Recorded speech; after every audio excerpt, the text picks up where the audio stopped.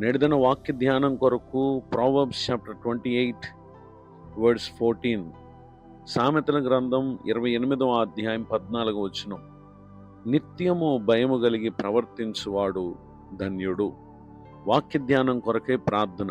కృపగల మా తండ్రి, మీ కొందనాలు.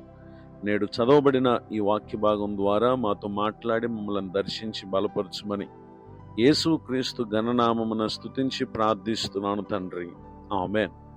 చదవబడిన ఈ వాక్య భాగంలో ఎందరైతే ప్రభు పట్ల ఎల్లప్పుడూ భయమును కలిగిన వారై ఉంటారో వారు మాత్రమే ధన్యులు.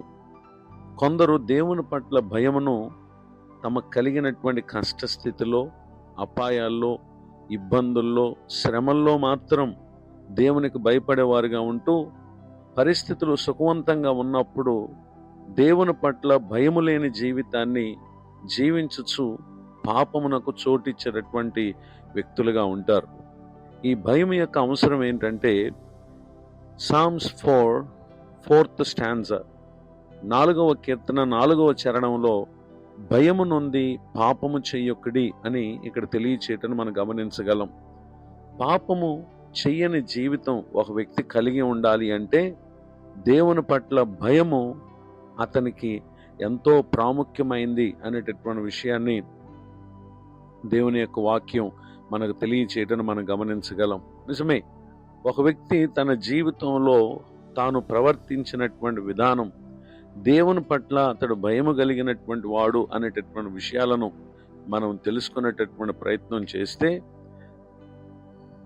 Book of Genesis chapter 37 verse 2, ఆదికాండం 37వ అధ్యాయము 2వ వచనంలో రాయబడిన ఆఖరి వాక్య భాగంలో, అప్పుడు యోసేపు వారి చెడుతనమును గురించిన సమాచారాన్ని వారి తండ్రి యొద్దకు తెచ్చుచుండువాడు. చదవబడినటువంటి ఈ వాక్య భాగంలో యోసేపు తన అన్నలు కలిగి ఉన్నటువంటి చెడుతనము గూర్చి అతడు ఎరిగినటువంటి వాడై ఆ సంగతిని తన తండ్రికి తెలియపరుస్తూ ఉండేవాడు. అంటే చెడుతనం యొక్క ప్రమాదం ఏంటో యోసేపు ఎరిగి అతడు తన జీవితమందు మంచితనమును కలిగినటువంటి వ్యక్తి.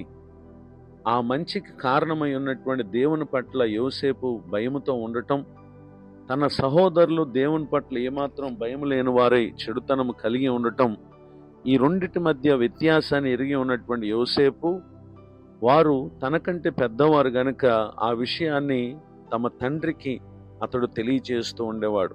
ఈ విషయమై తమ తండ్రి వారిని హెచ్చరించినప్పుడు యోసేపు యొక్క సహోదరులు అతని పట్ల వారు ద్వేషభావన కలిగి పగ పెట్టుకుని తనకు నష్టం కలుగు చేయాలని చూసినటువంటి విషయాలను ఆ తర్వాత వచనాల్లో మనం చూస్తాం. కానీ ఎక్కడ కూడా అతడు తన సహోదరులకు తిరుగుబాటు చేసినట్లుగా లేక ఎదురాడినట్లుగా మనం చూడం.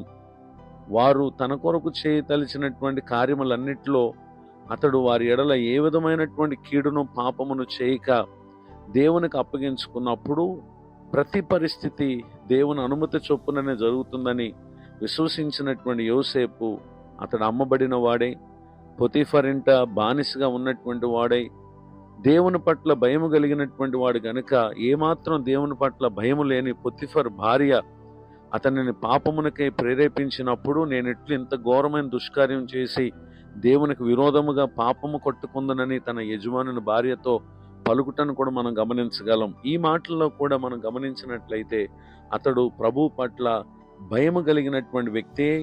ఆమె అనుదినము అతన్ని శోధించినప్పటికీ అతడు ఆమె యొద్ద నుండి పారిపోయినటువంటి విషయాన్ని మనం చూస్తాం. ఈ విధమైనటువంటి దేవుని పట్ల భయముతో కూడినటువంటి జీవితము యోసేపు తన సహోదరుల విషయంలో పాపం చేయకుండా, తన ఇంటి యజమానుడైనటువంటి పొతీఫర్ విషయంలో కూడా అతడు పాపం చేయకుండా అతడు భయము కలిగి ప్రవర్తించినటువంటి కారణము ధన్యత కలిగినటువంటి స్థితిలో ఉండటానికి కారణమైన. అంత మాత్రమే కాక అతనిపై నేరం మోపినప్పటికీ, ఆ నేరాన్ని బట్టి అతడు చెరసాలలో ఉన్నప్పటికీ ప్రభువారు యోసేపుకు తోడుగా ఉన్నారు అనేటటువంటి విషయాలను మనం చూస్తాం. ఆ కారణాన్ని బట్టి చెరసాల అధికారి కూడా యోసేపుకు అందులో ఉన్నటువంటి ఖైదీలను అప్పగించినటువంటి విషయాన్ని మనం గమనించగలం. ఎంత ఆశ్చర్యం!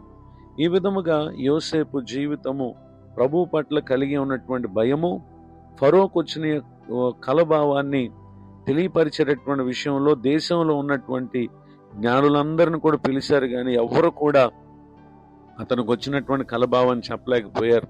అప్పటికి ఖైదీగా చెరసాలలో ఉన్నటువంటి యోసేపును పిలిపించి అతని ద్వారా రాజు కలిగినటువంటి కల యొక్క భావాన్ని తెలియపరిచినప్పుడు ఫరో ఈ మాటలు విని, దేవుడు ఇదంతయు నీకు తెలియపరిచను గనుక నీ వలె వివేక జ్ఞానం గలవారు ఎవ్వరూ లేరు అని పలకటం దేవుని పట్ల అతడు కలిగి ఉన్నటువంటి భయాన్ని ఇక్కడ తెలియజేస్తా ఉంది.